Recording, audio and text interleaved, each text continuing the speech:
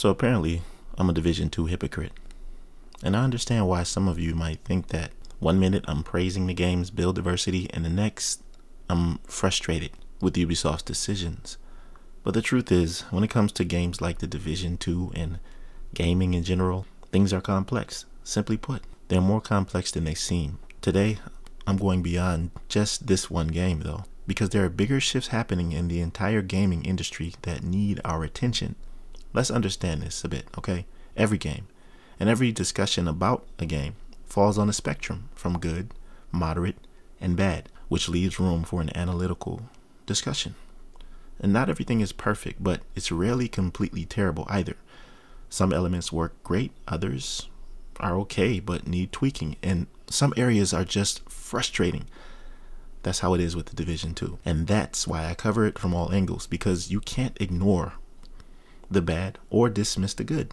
These kinds of discussions are necessary now more than ever with the changes happening in the gaming industry. And here's where things get interesting. Tencent's growing influence over Ubisoft is already starting to change things. For those who don't know, Tencent has increased its stake in Ubisoft, and that's going to shape how the company operates moving forward. Whether you like it or not, Ubisoft's future decisions might not just be about catering to loyal players of games like the Division 2 anymore, but also about appeasing investors and aligning with Tencent's strategic goals. That could mean fewer risks, more live service experiments, and games built to appeal to mass markets rather than loyal fans. And it's not Ubisoft only. The entire gaming landscape is shifting. We're seeing more acquisitions, more emphasis on monetization, and the industry as a whole is leaning towards safe live service models. It has been for a while. So this is overall about the direction the entire gaming industry is heading. Gaming will not be the same in the next few years.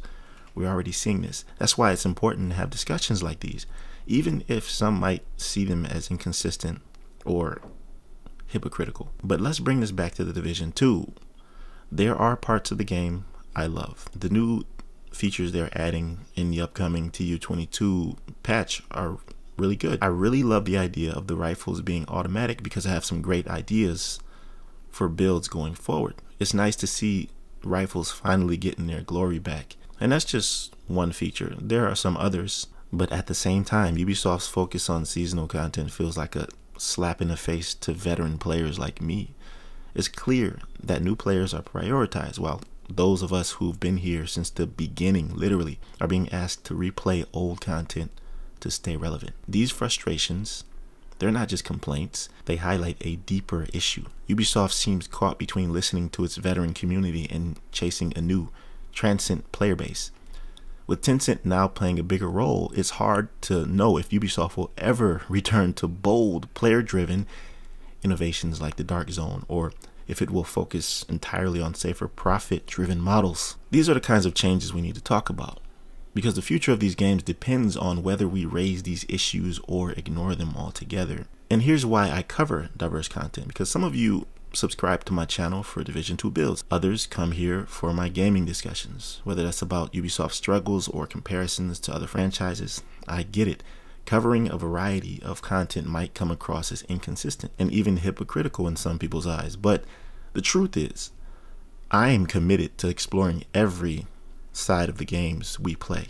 If I just focused on the good or avoided the bad, I'd be doing a disservice to the community. And honestly, that's not how I want to approach content creation on my channel. Criticism, whether it be positive or negative, is a tool to make things better. Ignoring flaws or blindly defending something doesn't help the community or developers. At the same time, constructive conversations that highlight both successes and failures can drive meaningful change.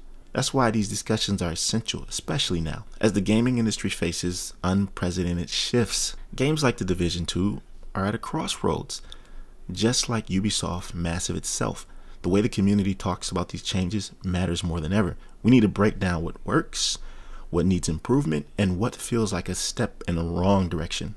If we don't, these games might lose what made them special, and the entire gaming landscape could shift in ways we don't want. So, whether you're here for the builds, gaming news, or in-depth discussions, I appreciate you for sticking with me.